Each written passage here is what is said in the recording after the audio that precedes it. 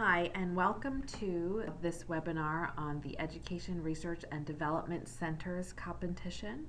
That's 84.305C, and that is funded through the National Center for Education Research. Just to give you a brief overview of the organizational structure of IES, there are 4 centers housed under the Office of the Director. And the 2 research grant centers are the National Center for Education Research and the National Center for Special Education Research. These are the 2 centers that are primarily responsible for funding grants in education research. You'll also notice the Standards and Review Office, which is connected to the Office of the Director.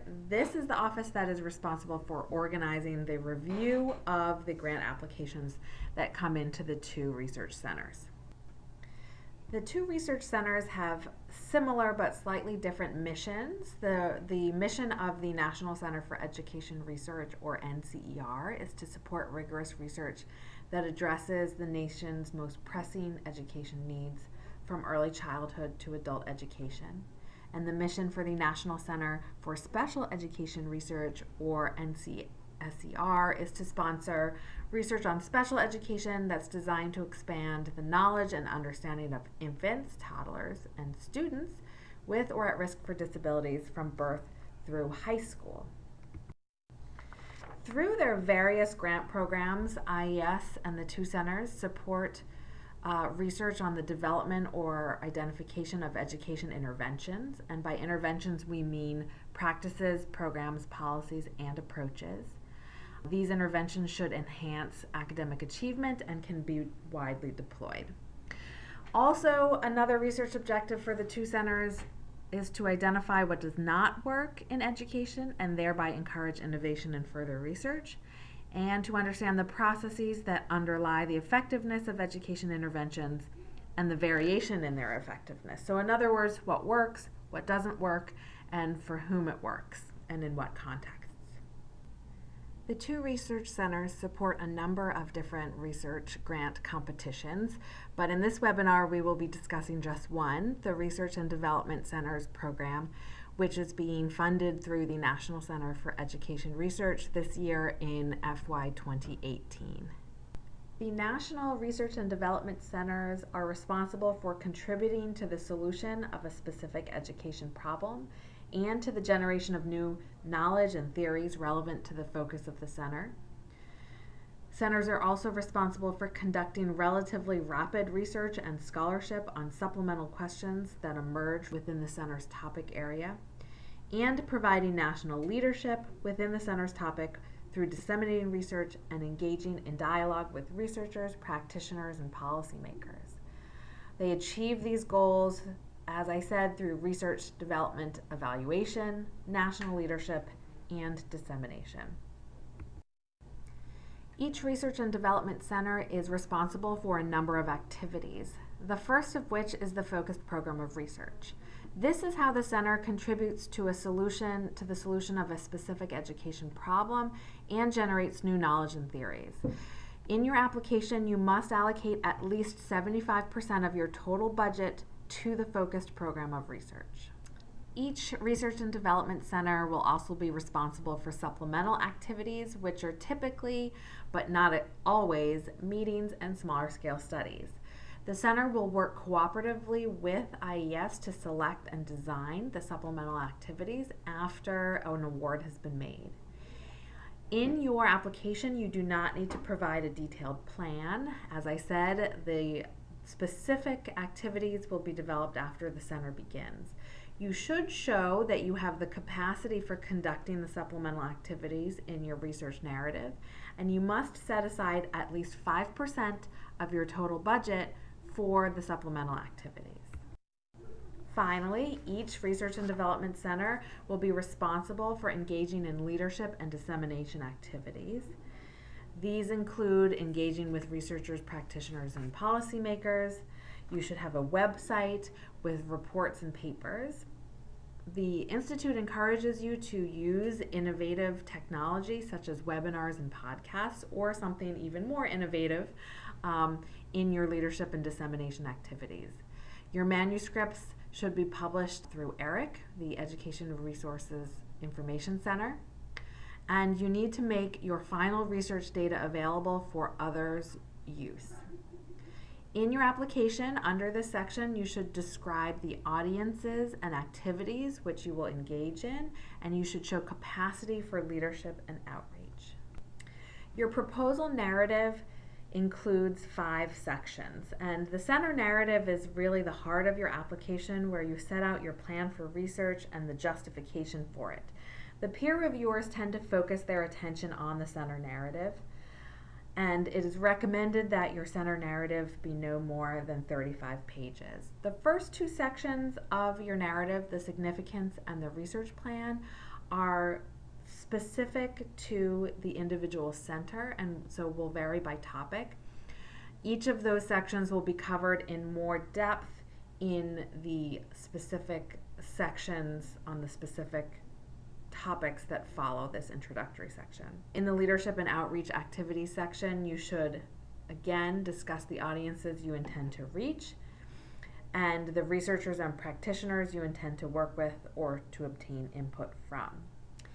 In the 4th section, the management and institutional resources section, make sure that you discuss the organizational structure of your center and the management plan for how it will run, and the resources available to conduct the work of the center.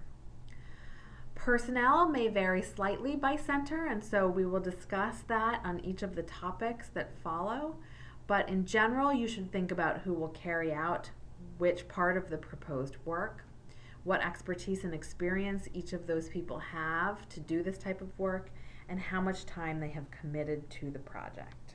This year, the National Center for Education Research will be competing 4 research and development centers. The first is the Improving Education Outcomes for Disadvantaged Students in Choice Schools Center. That has a maximum grant duration of 5 years and $10 million. The Improving Rural Education Center has a maximum duration of 5 years and a maximum award of $10 million. The Writing in Secondary Schools Center has a maximum of 5 years and $5 million. And the Exploring Science Teaching in Elementary School Classrooms Center has a maximum duration of 5 years and a maximum award of $5 million. These maximums are true maximums if you request a duration greater than 5 years or an award amount greater than that listed on this slide and in the request for applications. Your application will not be reviewed. It will be deemed non-responsive. So it's very important that you abide by these maximums. Keep in mind that this webinar is not a substitute for reading the request for applications, so you should definitely go to our website, ies.ed.gov/funding, and make sure that you read the RFA for 305C so that you can get more detailed information about everything we discussed today. So now we will discuss each of these 4 centers in greater detail. Welcome to the webinar for the Improving Rural Education Research and Development Center topic. My name is Corrine Alfeld, and my contact information is listed in the RFA if you would like to follow up and ask me any more questions about the center. This webinar is not meant to substitute for the RFA. The webinar only highlights the purpose and main sections that are required in your proposal. The full RFA includes additional recommendations, and I encourage you to read it carefully. The purpose of the Rural Center is to build the capacity of rural schools to use high-quality scientific research to improve student education outcomes, as required under the Every Student Succeeds Act, or ESSA. There are 3 components of the center: a focused program of research, national leadership activities, and supplemental activities. The focused program of research has 3 goals. I will provide more detail about each one here, though there is much more information, including recommendations for a strong application, in the RFA. The first goal is to conduct a research study on a problem or issue that is of concern to rural schools and rural school districts. You should explain why the problem or issue you selected is significant to education policy and practice, and how the research you are proposing may help rural schools improve student education outcomes. For this goal, you may propose either a single large study or 2 or more smaller studies that will build new knowledge on how to improve education policy and practice in rural settings. Second, you must develop and test a practical tool or strategy that can help rural district or school personnel, and especially those in remote rural settings, which I will define shortly, take part in and benefit from research. You should make clear what problem your tool or strategy is intended to solve and present a plan that includes working with remote rural schools to test the feasibility and utility of the tool or strategy. Your research plan should include an iterative process of development and testing in one or more remote rural settings. Third, you must develop a statistical or methodological product or procedure to be used by rural education researchers. You can either build on prior work, such as the examples provided in the RFA, or propose other approaches to strengthen rural education research. For example, you could develop methods or guidelines on how to pool data across rural settings to increase statistical power for causal studies. You may have other ideas as well, which I'd be happy to discuss with you. Applications under the Rural Center topic must meet the sample, outcomes, and setting requirements listed here and in the RFA in order to be responsive and sent forward for scientific peer review. Regarding the sample, your research must focus on typically developing students in grades K-12. You can focus on a whole K-12 system or a subset of grade or age levels. You can include students with or at risk for disabilities in your research, but they should not be the primary focus. Regarding the outcomes, your research must include measures of student education outcomes. The RFA has a list of the types of outcomes that are acceptable. Regarding the setting, your research must be conducted in authentic K-12 education settings or on data collected from such settings. Your research settings must meet the definition of rural locales, and you must plan to conduct your research in at least 2 different states or territories. As I just mentioned, you should propose to conduct research in different parts of the country, at a minimum in 2 different states or territories, and consider how the variation in population characteristics, state and local policies, and other contextual factors may affect student outcomes. At least some of your research should be conducted in schools that are in remote, rural locations as defined by the National Center for Education Statistics. What is our definition of a remote location? Let's go to the next slide. In 2006, the National Center for Education Statistics, or NCES, came out with census-based definitions for urban, suburban, and rural locales. Within the rural locales, there are 3 types: fringe, which is 5 miles or less from an urbanized area; distant, which is between 5 and 25 miles from an urbanized area; and remote, which is more than 25 miles from an urbanized area. The RFA has a link to the NCES website where you can find more information about rural locales. You can use their tools to identify rural locales that meet the remote definition. Your project narrative must have 5 parts: significance, research plan, leadership and outreach, management and resources, and personnel. I will go over the basic requirements and some recommendations for each of these sections. The significance section must include a description of how you will approach each of the 3 goals of the focus program of research and the rural education settings where you plan to conduct your research. IES also has a number of recommendations for each section of the project narrative. For the significance section, the Institute recommends that you describe the need for an R&D center on rural education research, how you will advance theory and methods in rural education research, and how you will involve local education agencies or other relevant stakeholders in your research. Please check the RFA for more recommendations for the significance section of a strong application. You must also have a research plan section. For the Rural Center, IES recommends that you divide your research plan into 3 sections, one for each of the goals of the focus program of research described earlier.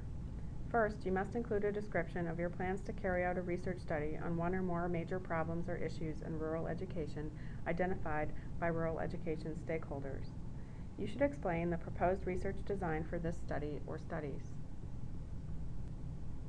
Second, you should describe your plans to develop and test a practical tool or strategy to help rural educators conduct and use research. You should present an iterative plan for developing, testing, and improving the proposed tool or strategy.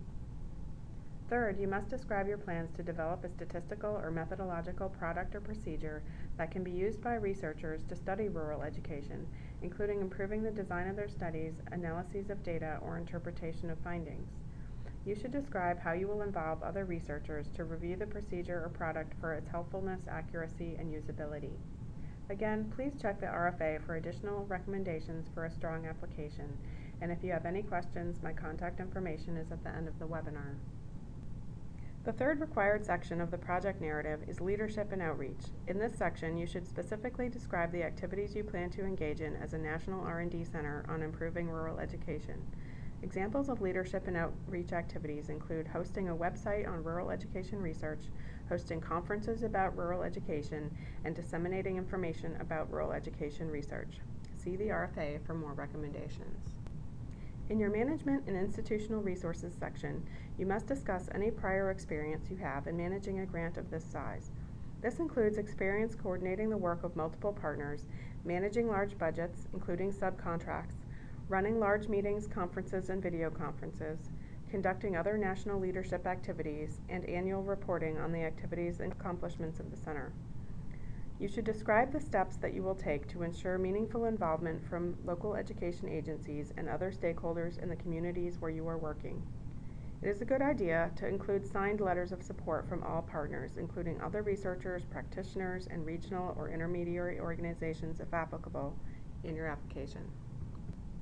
Finally, in your personnel section, you should describe the roles, qualifications, and experience of the principal investigator, center leadership, and partners, including expertise in content areas relevant to rural education research, the methodological expertise to carry out research in rural areas, experience working with rural school and district personnel, experience that is relevant to the required national leadership activities. Remember to read the RFA carefully for other recommendations regarding each section of your application. The following are the requirements for the grant award. You should propose a center that will exist for no more than 5 years, a budget of no more than $10 million. This includes both direct and indirect costs. You must allocate at least 75% of the total budget to the focused program of research, and you must reserve at least 5% of the total budget, or $500,000, for supplementary studies. You do not need to describe the supplemental studies in your application. They will be designed after the center is up and running. Again, my name is Corrine Alfeld, and you may contact me if you have any questions about the Rural Center. My contact information is in the RFA and in the last section of the webinar. Let's talk a little bit about the appendices in your proposal submission. Use Appendix A to describe the required response to reviewers. How is the revised application responsive to prior reviews? If you have submitted a somewhat similar application in the past, but are submitting the current application as a new application, you should use Appendix A to provide a rationale explaining why the current application should be considered a new application rather than a resubmitted application. This appendix may be only relevant for the Science Teaching Center, which was competed as a network last year. Use Appendix B to include figures, charts, or tables that supplement the center narrative, as well as examples of measures. These include individual items, tests, surveys, observation, and interview protocols that you'll be using to collect data in your project. You may also include a timeline of project activities here. Remember though, do not include narrative text here.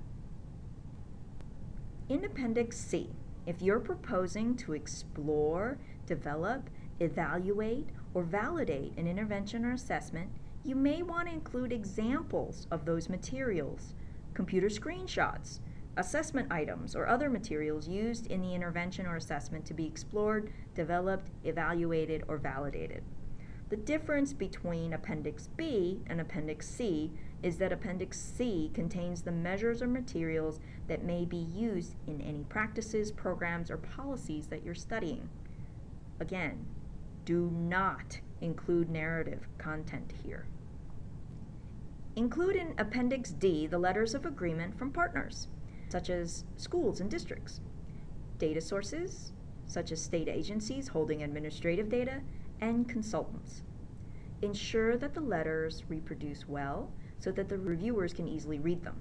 Do not reduce the font or margins. Letters of agreement should include enough information to make it clear that the author of the letter understands the nature of the commitment of time, space, and resources to the research project that will be required if the application is funded. A common reason for projects to fail is the loss of participating schools and districts. Letters of agreement regarding the provision of data should make it clear that the author of the letter will provide the data described in the application for use in the proposed research and in time to meet the proposed schedule. Appendix E is where you would include your data management plan. You must include a data management plan to be responsive to the RFA. The content of the DMP is discussed starting on page 7 in the RFA under Part 2, Section A5, titled Dissemination. You should consult your resources or our resources on the IES website, which will tell you the key components in your data management plan. Here are the important dates and deadlines. Applications are due September 21, 2017, 4:30 p.m. DC time. Please note that the Institute does not accept late applications. Letters of intent are optional, non-binding, and not used in the scientific peer review of a subsequent application. However, when you submit a letter of intent, one of the Institute's program officers will contact you regarding your proposed research to offer assistance. The Institute also uses the letter of intent to identify expertise needed for the scientific peer review panels and to secure a sufficient number of reviewers to handle the anticipated number of applications. Should you miss the deadline for submitting a letter of intent, you still may submit an application.